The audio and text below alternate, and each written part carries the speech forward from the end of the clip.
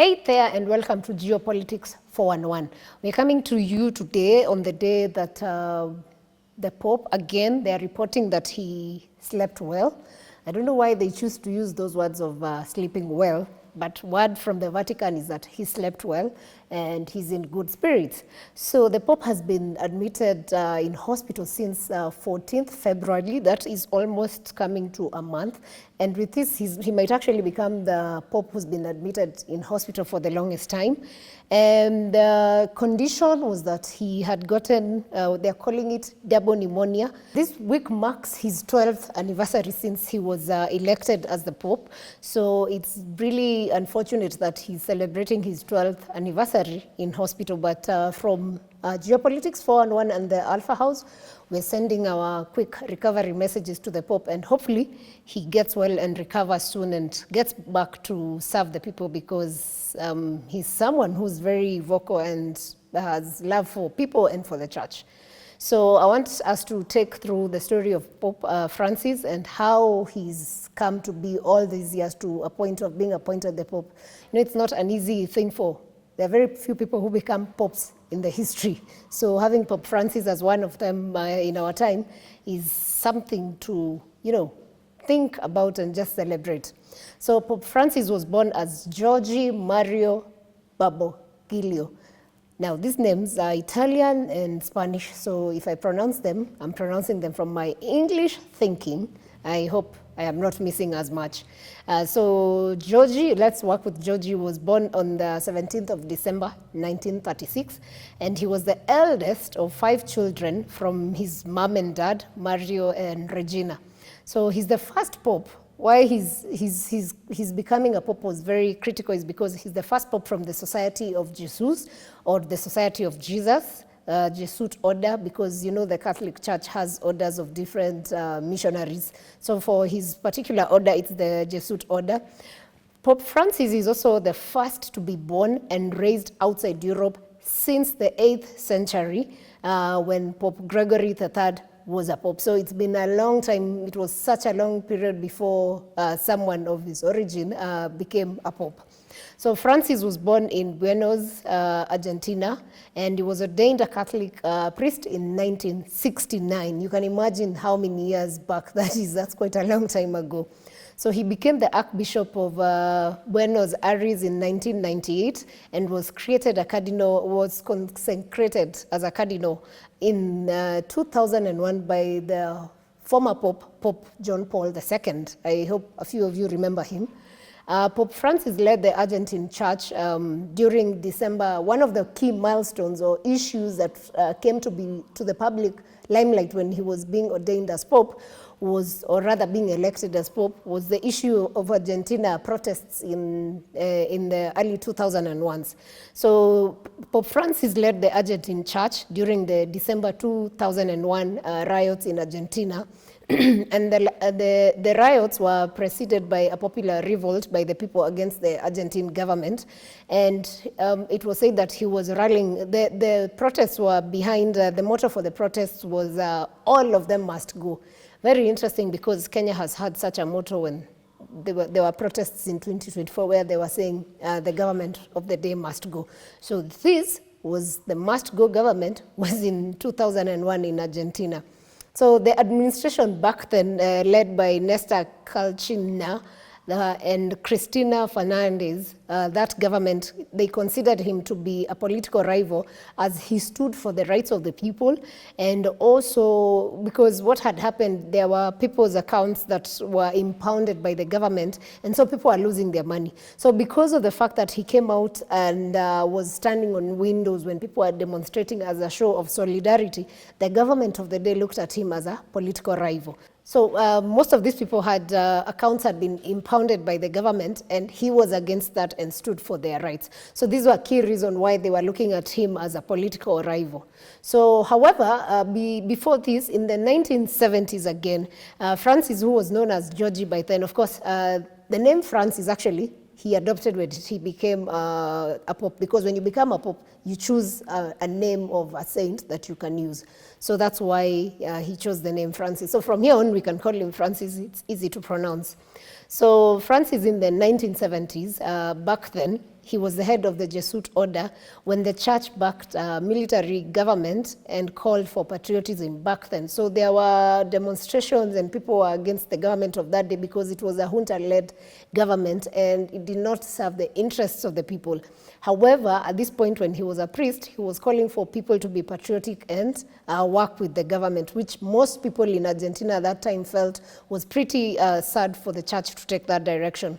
So since then, the Catholic Church in Argentina and Pope Francis have been accused of a complicit silence, and worse during that period where it's called the Dirty War. So because it's called dirty because murders were committed, abductions were carried out, and this was led by the junta of the day who ruled Argentina between 1976 and 1983. So the behavior at this point, now it's behavior of the Catholic Church at that point in Argentina was during that dark period, and history judges it as a very unsaintly way of behaving of the church. So of course, because people expected the church would stand with the people, but at this point, they were just asking people to be patriotic. So because of that, in 2000, the Argentine Catholic Church actually came out, made a public apology for its failure to take a stand against the generals. And their message was, we confess before God every time we have done badly. Argentine Episcopal Conference, that's the message they sent out, and said that they had apologized and asked the Argentine people to, forgive them for the sins they had committed back in the 70s. So following the resignation of Pope Benedict XVI on 28th February 2013, a papal conclave elected Francis as his successor on 13th March. And this is when, this is the day when he was elected. This is when Georgie chose the name Francis as his papal name. And why he chose the name Francis, he said it was in honor of Saint Francis of Assisi and the works of mercy he did. So according to Pope Francis, that's why he chose that name. So throughout his public life, Francis has been been noted for his humility, and he emphasizes so much on God's mercies, his international viability as Pope, and concern for the poor and commitment to interreligious dialogue. So all these things are things he says that Saint Francis of Assisi is what he was pushing for. So that's why he chose the name, and he has chosen to leave the name. So Francis is also known for being less formal, having a less formal approach to the papacy than any other predecessor. Like he maintains that the Catholic Church should be more sympathetic toward members of the LGBTQ community. And this is one thing that has brought a lot of conversations across the globe, with some saying that he's pushing for the agenda. But his message has always been, I'm not pushing for people to be LGBTQ or, to make decisions towards that direction. All he said is God is love, and how God would show love is by welcoming people and then sharing love with them. So that has been one of the things, and he's really asked people to be sympathetic. So that has not been easy coming from a leader of the Catholic Church, and of course the Catholic Church is always condemned most of the times by people who feel otherwise about this decision. So he has also stated that while blessings of same-sex marriages or unions are not permitted in the Catholic Church, individuals can then be blessed as long as these blessings are not given in a liturgical context. Liturgical context here means when, like in a mass format. So when Catholics hold their masses, that is what they call the liturgical process and everything. So the blessings, he can administer blessings to people who are of the LGBTQ community, but not during mass or somewhere where they have a liturgical thing going on. So I suppose maybe he means when he's out there walking and people approach him and ask him bless us and something like that. Maybe that was what he actually means, because I don't understand any other way of going around it. So that's one of the things that has attracted a lot of attention about the Pope. So in matters international diplomacy, he has also made his name and created a space, because Francis has called for the decriminalization of homosexuality again, one thing that is key. He has also restored the full diplomatic relations between United States and Cuba, which was pretty in a bad space. So that's something he really negotiated. He also negotiated a deal with China to define how much influence the Communist Party has in appointing Chinese bishops. You know, China is a country led by the Communist Party. And so the Communist Party has a lot of power in decision making. So he has been pushing a deal so that the party does not really have much to say when electing or in the selection of bishops, because the church is considered to be an independent party in terms of governance that can also cross-check the government. But considering how China is in democracy, I think it's been tough having bishops and priests in that sense. Or maybe the Communist Party really has a big saying on that. And he has also been big on supporting the cause on refugees and saying people should be merciful and very sympathetic with refugees and calling people in to love one another. So how did Pope Francis join the church? Francis first graduated with interestingly, he first graduated with a chemical technician's diploma, and in that capacity, he spent several years working in the food section of Hiketia Bachman lab. And before that, the other most fascinating thing I found out is that he served as a bouncer. Can you believe Pope Francis as a bouncer?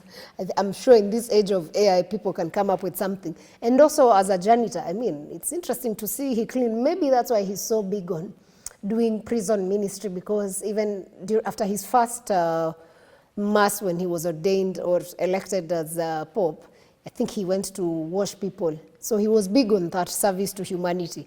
So maybe being a janitor helped him graduate towards that. I don't know, just guesswork.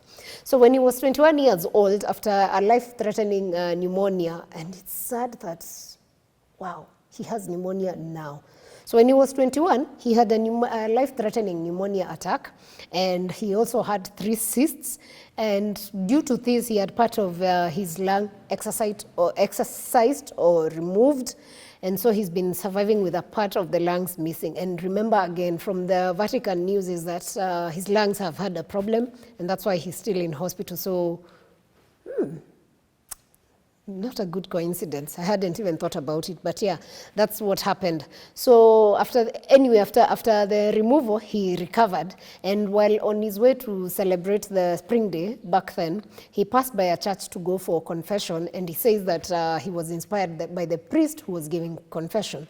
So after that, he says his other inspiration came. He was inspired to join the Jesuits in 1958 after this recovering from the severe illness. So when he went, met this priest, nobody knows what they spoke about, but after whatever they spoke about, then he came back and he had just recovered from the pneumonia. That inspired him to join priesthood. So he has said that also on the other side, as a young person at 21, 22, of course, when he was a seminarian, he had a crush on a girl. And briefly at that moment, he doubted if he really wanted to take the religious career, but I think maybe the calling was bigger than the love for this girl, hence why he headed that direction.